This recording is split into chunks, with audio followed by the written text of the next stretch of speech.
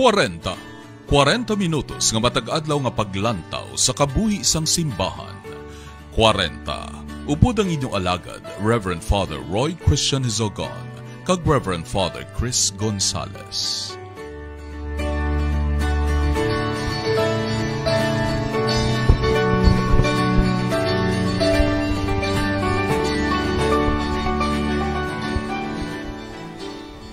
Good morning guys, sa Bacolod. Mayong aga sa tanan nga nag-upod sa aton radio estasyon DYAF CMN Bacolod 1143 kHz sa inyong mga radyo kasi sa tanan nga nag-upod sa aton sa live streaming dito lamang sa ADSUM Facebook page kag DYAF Facebook page. Inyong alagad Father Roy Christian Hizogon kag welcome sa 40. Kag sa inyo tanan nga nag-upod gid sa ining aton morning habit nga 40 aring inyo alagad sa gihapon si Father Chris Gonzales. Welcome. Kag isa naman ni kaadlaw Father Chris nga kita magapamalandong o magatuon sang sinulatan sa aton Santo Papa sa sulod sang 40 minutos nga ato nga pagtanaw sa atong kabuhi bilang isa ka simbahan. Gani kita maghipos kag magsugod sining atong adlaw paagi isa pagpangamuyo. Kag subong adlaw gina sa ulog man nato ang handumanan ni San Josaphat, no, isa ka obispo, isa ka martir, gani pangayo man kita sang iyang pagampo. Mga muyo kita.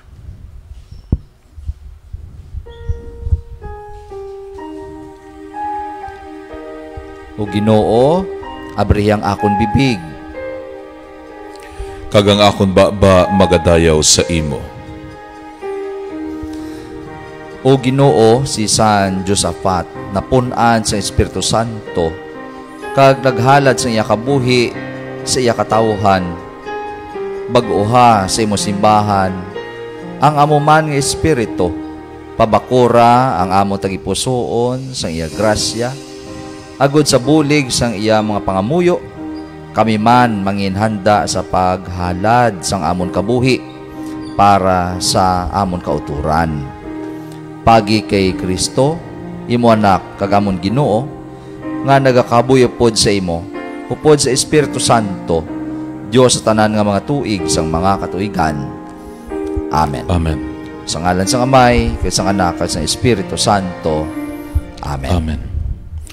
Kanami Father Chris nga ang aton nga kabuhi mahalad naton sa Ginoo kag in a concrete sense in the form of a witnessing, no? Kagamoy na ang butsing ganon sang pagkamartir, no, to be a witness for God. Yes, kag muna no nga katahom nga may mga santos kita sa aton nga simbahan kay naga-serve sila bilang modelo, no, naton sulundon sa pagpangabuhi Kristiyano kaangay kay San Josaphat, no, naghalad sang iyang kabuhi para sa iyang mga katawhan bilang isa ka obispo. Kag kanami bala nga ang simbolo sang kabuhi dugo man ino, life blood hambal nila.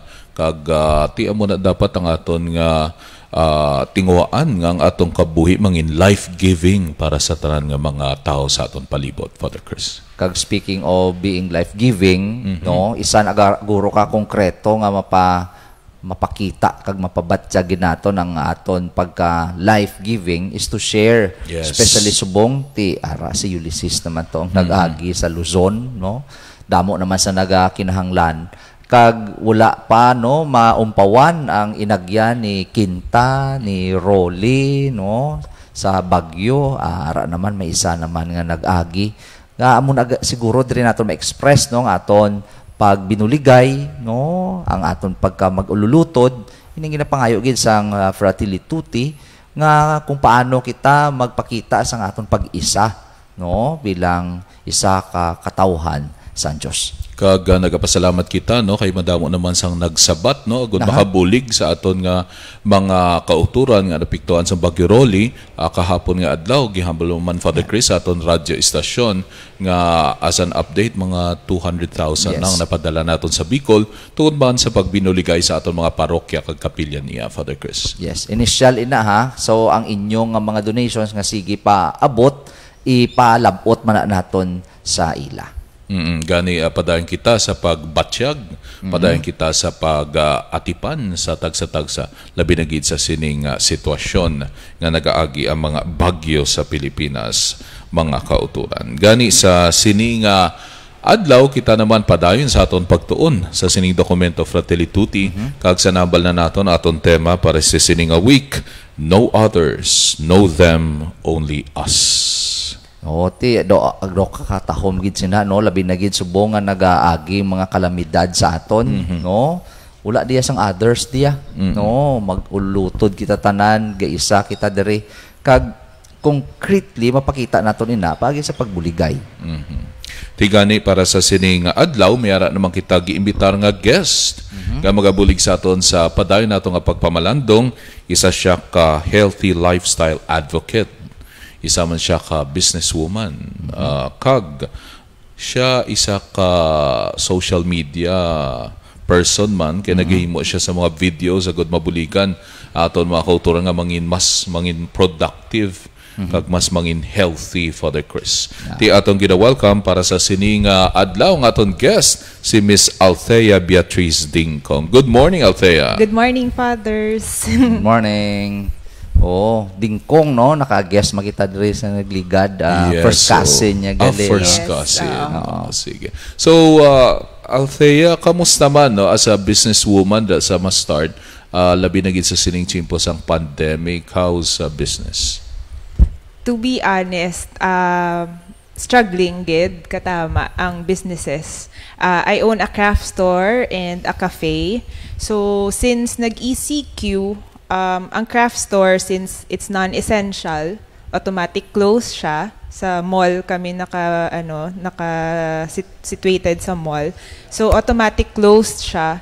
At the same time, ang akon nga staff, wala man transportation. So kung pwede tani makabulig man sila sa cafe mo, pwede ko gid na mahimo nga amo sina, pero wala transportation. So tapos syempre very limited man akon resources kay small business man ko. So amo na ang do amo tong pinakagrabe nga struggle. Although sang initial sang ECQ okay ang cafe, kido na maguhan siguro ang tawo pa. Wala pa nag-sink in nga this will take long. Do amo sinabala. So do initially okay siya. But towards nga nagalawig sige extend ang ECQ, eventually people realize nga they also have to save nga hindi per me mag-take out, of course amo sina, because sa cafe naman amo na, as you've mentioned, we serve healthy meals. So we have subscription for 1 week of healthy meals na siya. So ang iban kay automatic nag-lockdown ang market, so they would order from us. So do okay ang cafe initially, pero eventually amo na, and then affected man ang market. Budlayan man no. Sige, pro istoryahan naton abi ining mga shops nimo, ang gift novelty shop and a craft store kag ang ining cafe. Anong nature nila no, isa-isahon tabi. Let us start sa imo nga craft store. Ano ni siya? Okay, so ang craft store ko is out of passion gid siya, Father, no. I started doing rosaries sang grade 3 kay I studied in a Catholic school, and then every October we have the mission month and then the rosary month. So every October we have to say the rosary daily na ginatunga na siya sa klase nga kung ang per decade. And then though inspired siguro by my older sister nga she does it on her own ang iya nga rosary. So dira man ko nag-grow man ang passion into crafts. After that, budlayan mangita diri sa Bacolod sang mga materials. That's why nga sang after college nga I already had my first job, and then naka-travel ko, I was able to source out materials, and then hambal ko do kanami ni siya business. So that's how it started ang craft store, and then eventually I ventured to different medium na sa arts and crafts. So nakahagi ko himo mga clay, tapos paracord, paper, different kinds of paper, mga amosena. So out of passion lang gid siya una, Father. Tapos hasta nga do hambal ko do kanami namian ko nga hobby nga do feeling ko do diri ko naguntat ko obra para dira do ka amosena bala. Do gin pursue ko gid nga do amo na akon gusto nga i-business. So Ang coffee shop, kamusta naman? Yeah. I mean, where it started? Ang coffee shop naman, nag-start na siya because ang sa craft store, I also give workshops. And I was having a hard time looking for a venue. Kay syempre, ang workshops would last for 2 to 3 hours. And then, syempre, kilanlan ko pa kanon ang akon nga mga participants. So, kung do nahuya man ko nga kadutay sang amon order tapos gastay kami lawig sa isa ka restaurant man sa kung diin ang mall na nga ang akon nga craft store. So after sina hambal ko nga why not open a small cafe man nga kung may ako workshops didto na ang venue ko at the same time ang food at least hindi ko mangakig kay ako ang workshop nga ay kalawig na nisang ila stay diri do amo sina bala. So that's how it started man ang sa craft store. I'm sorry, sa cafe. Di ka namin kay you start young bala from rosaries to developing this passion for crafts. Ang sa imo nga pagtan-aw labinigid sa sining sitwasyon no sang pandemic kay hambal mo gani non-essential niya ang crafts. How do you keep it relevant man? Ining crafts sa kabuhi sa community sa mga tao? Actually, Father, though more than ever, may mga customers ko nga gasigi gihapon a message online during the pandemic, no? Hasta nga naglagot na ta nag-barter season na ta and all. Damo gid nagapangita sang way to keep sanity na lang gid ya bala nga sa aton nga ginaatubang sa subong pandemic. So it's a good outlet gali nga amo na nga doing crafts, keeping us busy, especially ang kids. Kay parents don't know na gani nga doon natamaan nakalawig ang bakasyon. So somehow it helped na for me man, una-una, wala man ko kabalo kung paano ko mag-survive bala because amo na non-essential clothes ko somehow pag sugod sang barter dito ko na dito na nag-start nga they are willing to buy gali those mga kits ko for to keep them productive man nga amo na so I bartered my craft items into vegetables nga ginausar ko for the cafe. Yeah, so somehow nakasave ko kay wala although hindi man siya mapanos, but syempre kay trend siya gani, somehow need ko man na siya kilanlan i-dispose. So I don't have to shell out extra money for the vegetables kay they will give it to me man gali amosena. So nagaswap kami sang amosena. So somehow do hambal ko kilanlan gid man gali, although ara siya sa non-essential, but nowadays kilanlan mo man ang amo na ang outlet. Sino ang usual mo nga clientele sa imo nga craft store, no? Kag ano nga mga workshops ang ina-offer naton? Like for example sa buong pandemic, paano sila kay tiambal mo gani, no? For the sake of sanity lang gani ya, no? May craft store, may mga crafts kita nga ginahimo sa aton nga mga balay pwede gid, no? So subong anong ina-offer gyapon naton? Sa subong, Father, I haven't transitioned pa to doing online workshops, although may ga request. It's because do ka one-man team gigusubong sa cafe man. I do the marketing, I do promoting, delivering kung pero now na do nagsettle nako, what I do lang is nagahimo ko videos anay for the meantime. So not really into crafting, but how to keep us healthy anay for this muninga time, no? Although may ga-ask about workshops online, but ang ginahimo ko is open ko for tutorials. So kung gusto sila. And then ang market is really students na siya. Pero kung kakibot ko because mostly nga gusto man mag-join are mommies and lolas nga gusto.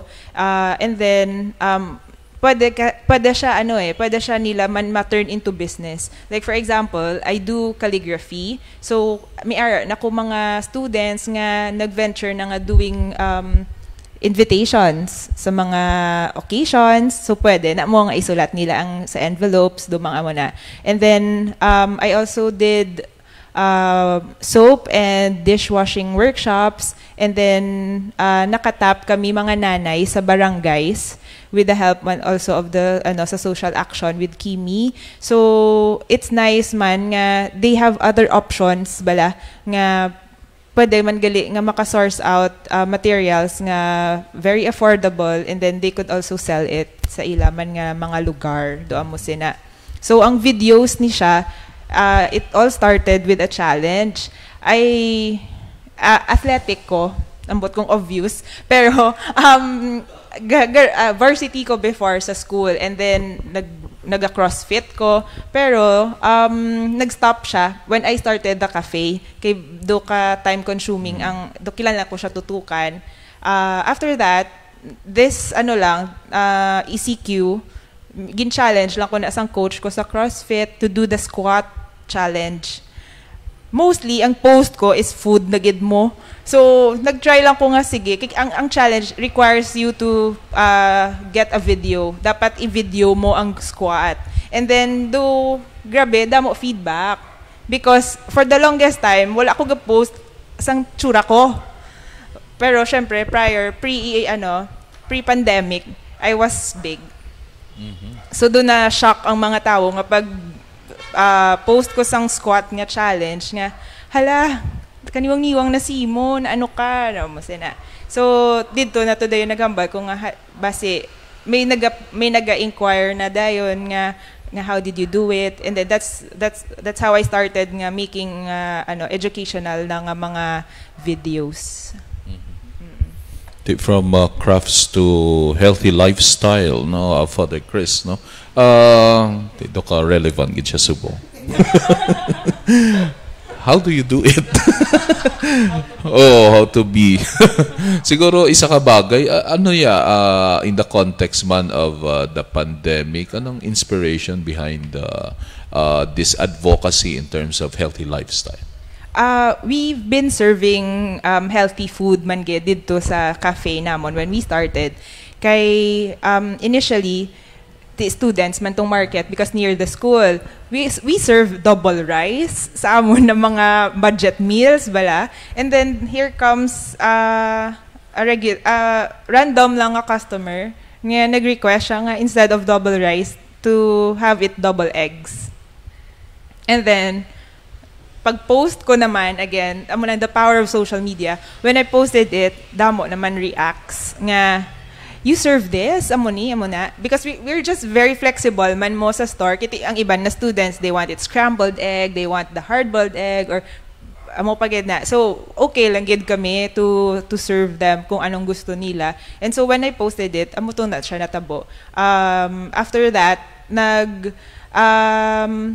after serving amo to nga food, may market gali nga amo sina ang healthy lifestyle. So now it's very relevant kay most of those nga affected by the COVID diseases already had this initial na sila pre-existing mga conditions. So that's why promoting this at this amo ni nga situation nga very timely siya nga we have to keep ourselves healthy gid. Amo sina siguro, and then social distancing father sa ref. Pwede na siya matabo, pamugi na siya kiti hindi lang do ka given ang social distancing with other people, but ang ta sa sulod balay ang ref gidaton nga kontra. Okay, so isa ra ang ref. Kandaduhan. Butangan CCTV. Okay, sige. Plano na di nga daan nga butangan CCTV. Pero sige, mga practical tips lang siguro, like do's and don'ts nimo nga matag how to start a healthy lifestyle. Sige, Father. Usually ang routine ko is like syempre every morning aside from the physical, I do journaling, And then with the PLW namon nga sessions before with the prayer and life workshop, we always allot 30 minutes as the sacred half hour. So SHH, shh, quiet time, do amo sina. And then after that, I go about na to-do list ko, and then actually, with the healthy lifestyle, it's 80% diet gid and then 20% exercise. So, ako, na-witness ko man na siya for myself because even though before nga nag-crossfit ko, after ko mag-workout, I could eat 4 cups of rice, Father. Wow. Diba? Pwede ta, Pwede. classmates ta. Pwede. So, grabe gid siya, Father, nga, amo na, as in, kung kapoy-kapoy ko, bawi ko ginaya sa food. So, kung do ginahambal ko lang, makompensate lang na, because I work out man. But hindi, gali, do amo sina, do nagdako pagid ko. But, now, nga, amo sini, what you have to avoid is really, sugar. So any form of sugar. So what I tell people nga gusto mag-start is to avoid si rice, pasta, bread, and soft drinks. Okay. Bye. So amo na siya. Simple lang. If you can start with that lang. Wow, kanami sa ito discussion And from Father crafts Rolet, to coffee shop to healthy living, avoid the ref. Sa aton nga padayon nga pagtuon sining Fratelli Tutti no nga we are brothers, alalangot kita tanan to ato nakita nga maski natong mas schedule kada adlaw ga inanangot man ni nga balmong routine mo bala. No. On your part yati anong isa ka mensahe siguro nga gindulot man sining pandemic kag sining bag-o nga encyclical sa aton Santo Papa para sa imo anong message ni sa aton man nga kind of life that we live? Yeah, kiti amo na, it's the new normal, good Father, no. Ako being a millennial, I just make use of the social media as as a powerful tool gid. Because miskan si Pope gani may Twitter. Yes. Do amo sinabala like hindi siya limited. And then, what I like about it is that kaya gyapon magbuligay, even amo ni nga chimpo. What I do is, I also help those affected na lay off or nag-flexible ang time. So, meaning, may salary cuts. Do amo gina. So, now, what I do is, I help them make their social media or screen time productive man, that they get paid while doing it. Kay kahapos lang gid nga amo na iban nga like students, they would think nga do ka extended ang vacation and then everything is online man. So kahapos nga to get distracted, but amo na ang reality is that we don't know when this will end pa, as long as wala pa vaccine. Do amo sinabala. So ako, I'm just trying out my best man na even ako mismo affected man with this pandemic, but we can still do a little something, any act of kindness bala nga maka-help out lang gid sa isig katawo. And I'm happy nga the social media platform could really reach nakahelp ko individuals nga are sa Cebu, or sa Canada, anywhere actually nga basta may wifi siya kag may phone siya kaya amo na bala. So and worldwide mani ang pandemic, hindi mani nga diri lang sa Bacolod do. So that's why nga do grateful ko nga I was na-bless ko, at the same time I get also to bless other people. May isa bala nga nagahambal gidya nga usually kuno mga artists kuno are loners. Ay grabe. Oo. Because they would like to spend more time with themselves doing crafts or doing kung ano man, like musicians, poets, painters, no. Pero subong niya, well, ang pandemic actually nagpwersa sa aton to be more alone, no, to be by ourselves. Pero subong yang fertility nagambal to reach out, no? So say mo ya, how do you think you can use art, no, and your crafts and your abilities to reach out to others? Okay, so ang sa dira siyang aspect, Father, there are also people nga naga-push ako, no, nga to do the parang therapeutic art. Do ka amo sina siya nga style. So ako personally, I do paint for personal ko man nga time. So that's the time nga maka-relax man ko. So why not also do that to others man? So pwede gid na kon mahatag kay other people. Ako man initially I started painting nga hadlok ko mag-start kay basi sala or basi laway.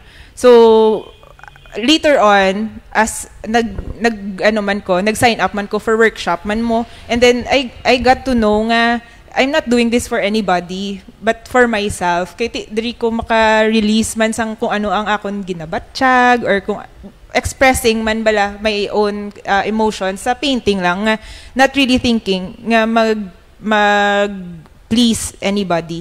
So for amoni sa art, also, with the Association of Negros Artists, we have advocacy nga, like we paint walls. If you've seen the sa Aton City, we've painted walls with themes, specific themes. Like we've helped with various mga organizations, and then like for example, saving the seas. Hindi ita maghaboy mga basura. So it's not just really nga reaching out to people gid mismo, but even ang Laudato Si, we have to take care of the environment. At the same time, we also have friends man, nagpartner kami with the cancer patients. We give free workshops para sa mga cancer patients. So mga amo sina Father, which helps man kay they get to try without paying bala, but at the same time, na-enjoy man gali nila nga kasadya, di gali nga activity. Di banta ko kadamo ni sang aton mga pamatan-on, no, nga nagatan-aw kaga pamati sang aton nga episode, no. So di kanami lang makitaan isa ka pamatan-on, started with business, started with crafts. So when we're talking about healthy lifestyle and we're talking about art, para sa imo anong ang imo mensahe para sa mga young people out there who tiyan mo na mag-try sining to go into this and to develop their passions. Yeah. So to all crafters or gusto man maging entrepreneurs, no.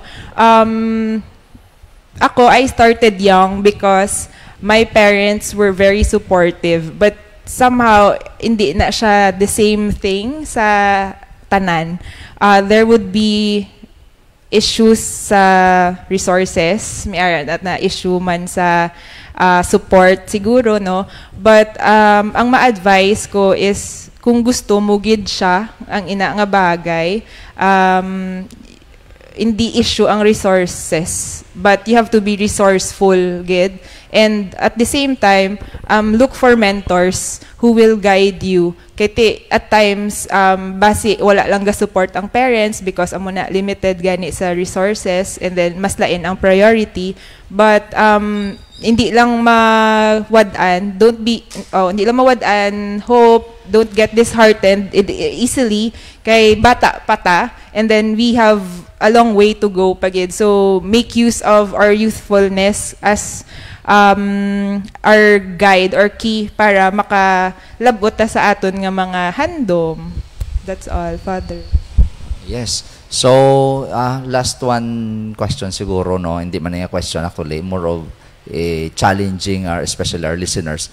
Subong bala kay ti grabing technology nga daw may tendency pa sa gani nga i-replace ang abilidad sang tao, no? Like for example, ako sa una nag-speedball man ko. Yes, pero bangod sang pagsulod sang printer, why make diplomas out of your, kung makahimo ka man lang, no, sa hapos. So ano ma-message na to naihan subong, especially to our young people again, no, nga who are into the technology thing? So, amo na, may gid always advantage and disadvantage man ang mga bagay-bagay. But kita, we also have the wisdom nga ginhatag sa aton nga gift, di bala, to choose kung ano ang how to make use of ang mga talents nga ginhatag sa aton. So, what I can share siguro is we also need to adapt because this is the new normal.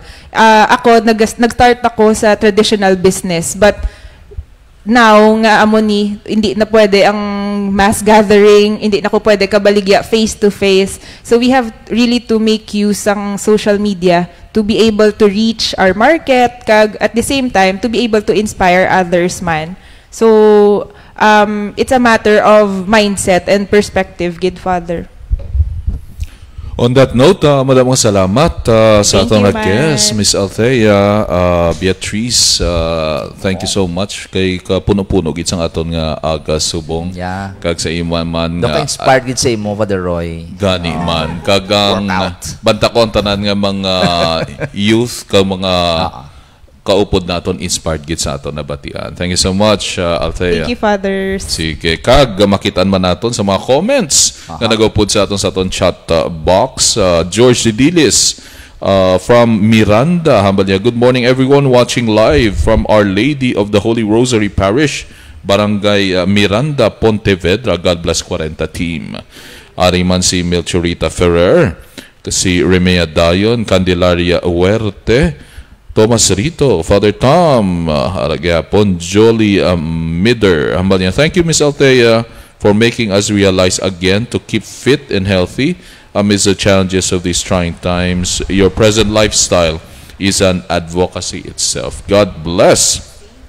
Kag Ariman, may comment si Rodora Valenzuela. Miss Althea, thanks for the tips for healthy lifestyle and for sharing your talents to other people, most especially to our cancer patients. It can also relieve pain, the pain that they feel. Keep up the good work. Thank you so much, Rodora, for that comment. Also, Clarabel Gonzalo is with us. Good morning, everyone. Topping one's talent for a good purpose is indeed making our life with greater purpose. Tikadamugit sa nag-upod sa aton para sa sining adlaw, ara man si Tony. Father Mark na nagatanaw sa aton. Mark! Ay. Thank you so much. Inspired man Inspired man sa amo ni ti Sarhana Goro ang mga ref. Okay. Ang CCTV. Ang Santo Niño Chapel nagaupod man sa aton. Good morning, Father Roy and Father Chris. Monitor from Santo Niño Chapel, Purok Elga sa Central Maaw ang Valero family. So kadamo na gid sang nagaupod sa aton. Madamong salamat sa inyo pagbugtaw sa aga kamay kabahin sining aton programa 40. Thank you so much. Father Chris. Subong ari na makita no sa pagpangagda sa inyo, magpangamuyo kita para sa aton nga mga frontliners.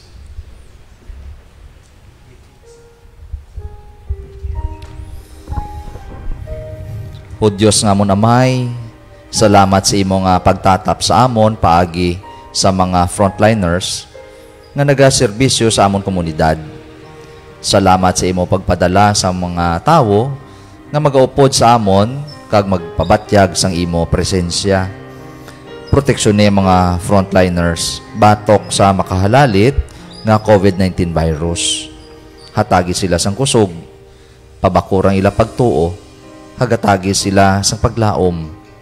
Sila ang nagatindog para sa amon sa tunga sining kalamidad. Ihatag ang tanan nila nga kinahanglanon. Bantayi ang ila mga pamilya kag mga pinalangga nila sa kabuhi. Himuha sila ang alagyan sa imo Dios nun nga pag-ayo. Ginapangayo namon ini sa imo sa ngalan ni Jesucristo, imo anak kag amon Ginoo nga nagakabuhi upod sa imo sa kaisahan sang Espiritu Santo, Dios sa tanan nga mga tuig sang mga katuigan. Amen. Amen. Ang aton nga programa padayon nga nagapamalandong sining aton na Fratelli Tutti kag kabuyilog naton kanami no kay ara kita may mga laiko kita nga guest, may mga pari kag kung sa diin pa may youth kag lain-lain nga sektor sang aton community nga ululupod nga nagatuon. Ti buwas sa Father Chris aton naman mangin guest tomorrow matabok naman kita sa piyak nga isla.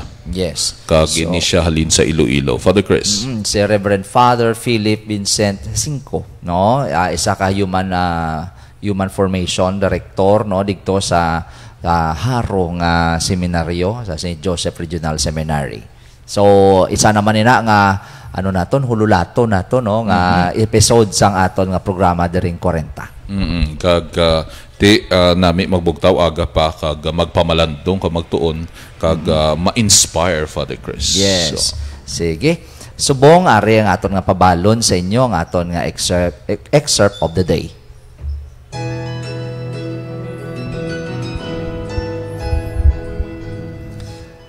Okay. So ari ang ginabilin sa Fratelli Tutti para sa aton sa subong adlaw.